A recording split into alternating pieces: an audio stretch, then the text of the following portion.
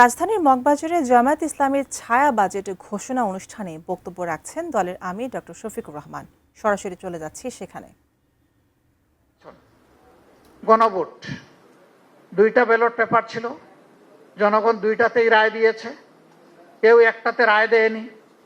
এর আগে আমরা সমস্ত রাজনৈতিক দলগুলা বলেছিলাম গণভোটের রায় আমরা সকলে মেনে নেব এবং সেই অনুযায়ী দেশ পরিচালিত হবে, কিন্তু ভোট অনুষ্ঠিত হলো।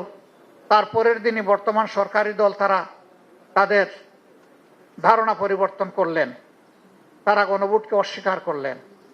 দুটি শপথ নেওয়ার কথা, একটা নিলেন আর একটা নিলেন না। কেন নিলেন না তার ব্যাখ্যা তারা ইতিমধ্যে দিয়েছেন। তারা বলেছেন নির্বাচন হওয়ার স্বার্থে তারা জনগণকে অনেক কিছু বলেছেন, আসলে এটা তাদের মনের কথা নয়। যদি রাজনীতিবিদরা এরকমই জনগণকে ধোঁকা দিয়ে থাকেন, তাহলে রাজনৈতিক প্রতিষ্ঠানের উপর জনগণের আস্থা তৈরি হবে কিভাবে? আমরা বিস্মিত, আমরা নিন্দা জানাই। ঠিক হয়নি জনগণকে এইভাবে ধোঁকা দেওয়াটা। আপনারা দেখেছেন সংসদের ভিতরে গণভোটের গণরায়, যা ৬৮.৬% মানুষ ভোট দিয়ে হা বলেছিল, তার পক্ষে বিরোধী দলের অবস্থান ছিল ঐক্যবদ্ধ এবং স্পষ্ট।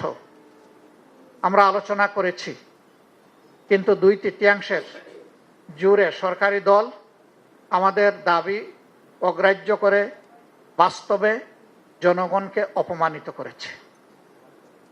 গণভোটের রায় ব্যর্থ হওয়ার দলিল বাংলাদেশেও নাই, বিশ্বেও নাই।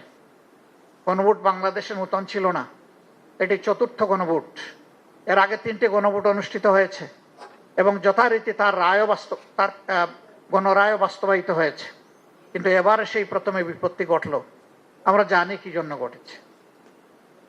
আমরা যা আশঙ্কা করেছিলাম এখন তা স্পষ্ট হয়ে উঠেছে সমাজে। আর্থিক, রাজনৈতিক, প্রাতিষ্ঠানিক, সাংবিধানিক সকল জায়গায় আজকে নির্লজ্জ রাজনৈতিক হস্তক্ষেপ একেবারেই স্পষ্ট।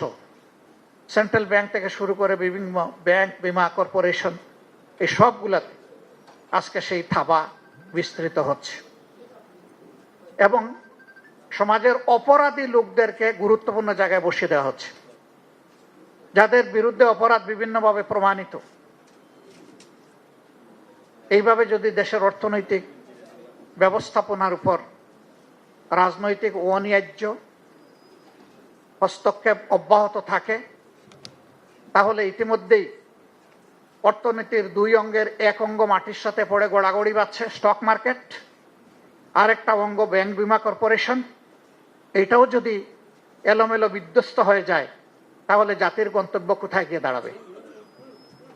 মূল দায়িত্ব সরকারি দলের, তারা এই দায়িত্ব এখন পর্যন্ত পালন করার কোনো সদিচ্ছা তাদের ফুটে ওঠেনি। কিন্তু আমরা এই দেশকে ভালোবাসি। এই দেশকে ভালোবাসার কারণেই আমরা মনে করি যে আগামী বাজেট কেমন হওয়া উচিত সেই ব্যাপারে জনগণের অভিপ্রায়কে অনুধাবন করে জনগণের সামনে আমাদের চিন্তাগুলো পেশ করা উচিত। এটি বাজেট নয়, এটা বাজেটের পূর্ব ধারণা। এখান থেকে যদি সরকার ভালো কিছু পিক আপ করেন, জনগণ উপকৃত হবে। এটা কোনো দলের বিষয় নয়। আমরা এই বাজেট কোনো দলের জন্য দিচ্ছি না। এই বাজেট 18 বা 20 কোটি মানুষের জন্য হতে পারে। আমরা যে প্রস্তাবনাটা জনগণের সামনে পেশ করব, এটা শর্ত আছে। এই বাজেট বাস্তবায়নের জন্য সততা, স্বচ্ছতা লাগবে, জবাবদিহিতা লাগবে।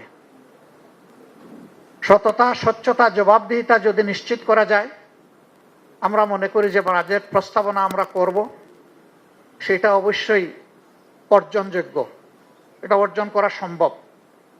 কিন্তু যদি সততা, স্বচ্ছতা এবং অ্যাকাউন্টেবিলিটি না থাকে, তাহলে যে বাজেট সরকারই দেখ, ওই বাজেট কার্যকর হবে না।